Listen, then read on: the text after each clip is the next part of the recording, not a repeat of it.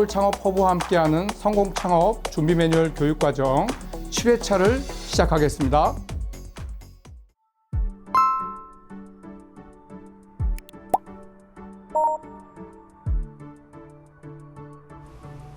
저는 하던 사업이 다 망하고 터미널 근처에서 연탄불로 고기를 구워 먹는 작은 가게를 열었습니다. 고깃집을 열기 전 동생 가게에서 주방일에 서빙, 청소까지 열심히 현장 교육을 받았습니다. 나름의 철학을 가지고 장사를 하고 싶었고 저는 저녁 장사만 하기로 했어요. 오픈한 이후 6개월간 장사가 잘 됐습니다. 매출이 50만 원을 돌파한 지 얼마 지나지 않아 100만 원을 기록하고 너무 기뻤지요. 그런데 길 건너 평수도 우리보다 넓은 데다가 가게 컨셉도 똑같이 모방한 고깃집이 생긴 거예요. 매출은 급격히 떨어지고 위기가 왔습니다. 하지만 힘들어도 좋은 고기만을 고집하고 오는 손님께는 최상의 서비스를 제공해드리고자 노력했어요. 그 덕에 6개월이 지나지 않아 다시 손님들이 찾아주시기 시작했습니다. 대박집이 생기면 당연히 따라하는 곳이 생기기 마련이라 생각해요.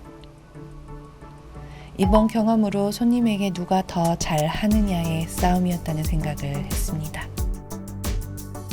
경쟁에서 살아남기 위해 장기적으로 손님의 선택을 받기 위해 저의 장사 철학을 더 공고히 할 수 있는 기회가 되었습니다.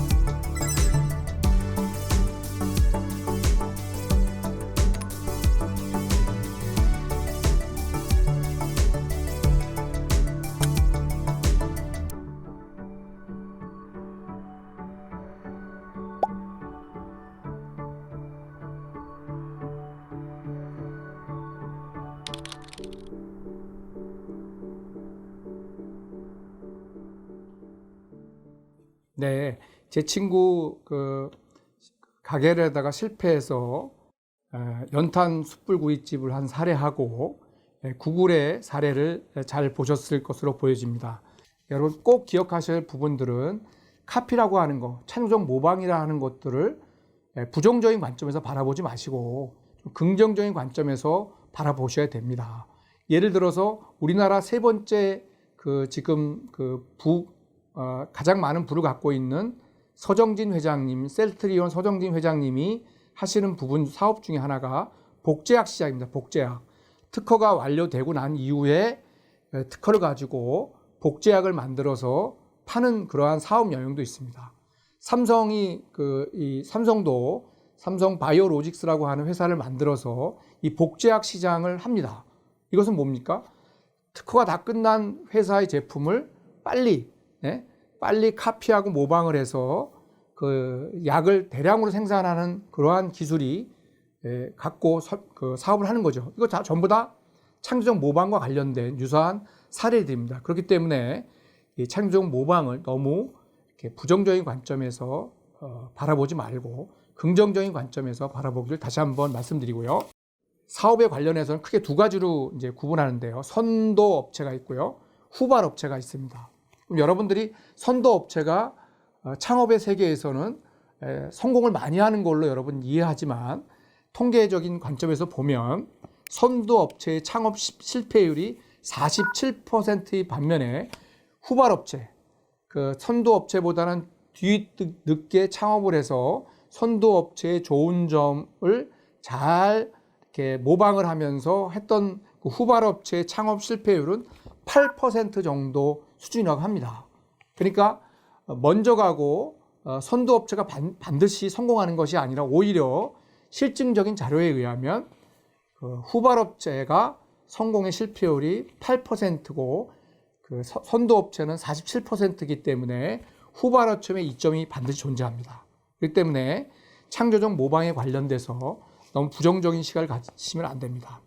여러분 그 옛날에 그 SBS에서 그 노래 경연 대회 중에 K-팝 스타라고 하는 그런 프로그램이 있었습니다. 그러나 그 업체가 선도 업체가 아니라 후발 업체였죠.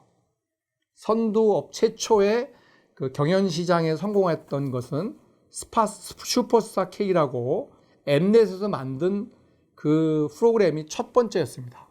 근데 그 이후에 그 MBC에서 유대한 탄생이라고 해서 그와 유사한 그 카피한 그 방송이 됐지만 그거는 실패하고 이 SBS에서 하는 K-팝 스타 5가 이 시장을 석권하게 되는데 그 이유는 뭐냐면 슈퍼스타 K를 모방했지만 가장 중요한 것이 뭐냐면 기획사 사장님들의 의사결정이 중요하죠.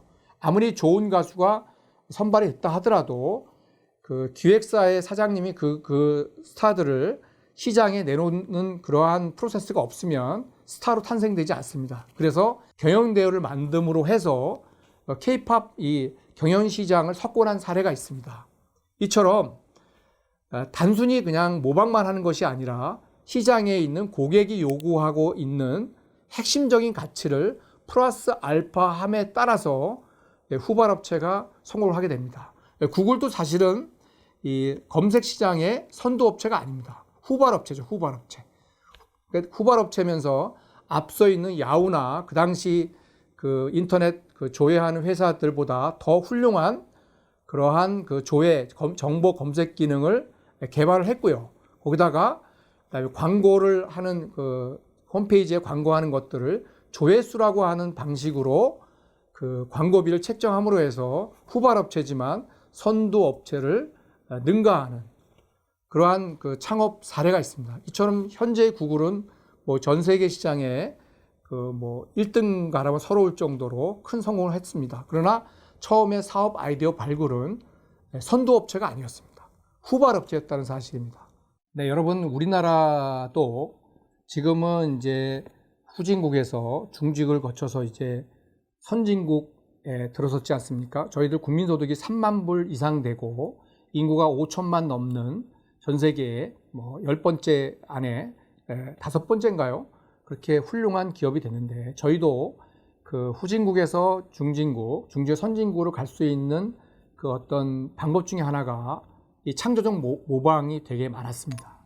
저희가 선진국의 좋은 제품들을 벤치마킹, 그분이 갖고 있는 그 사업 아이템들을 잘 보고 뭐 다시 한번 뭐 그 상품을 해체해서 그 회사의 좋은 점들을 저희가 창조적 모방을 통해서 지금 그 후진국에서 개발도상국을 거쳐 지금 선진국에서 올 수 있는 어떤 그 기술적 원천, 창업의 원천은 바로 이 창조적 모방입니다. 그래서 저희가 처음에 그 어떤 새로운 어떤 제품을 개발하기 전에는 앞서간 선도 업체의 기술이라든지 마케팅 방식이라든지 이런 것들을 참고하면서 그 단순한 모방이 아니라 거기다가 플러스 알파 하면서 우리가 지금 산업을 성장했습니다. 이제 앞으로 이제 우리가 선진국에서 선도 업체로서 나가기 위해서는 단순한 창조적 모방이라고 하는 방식으로 사업 아이템을 개발하면 안 되겠죠.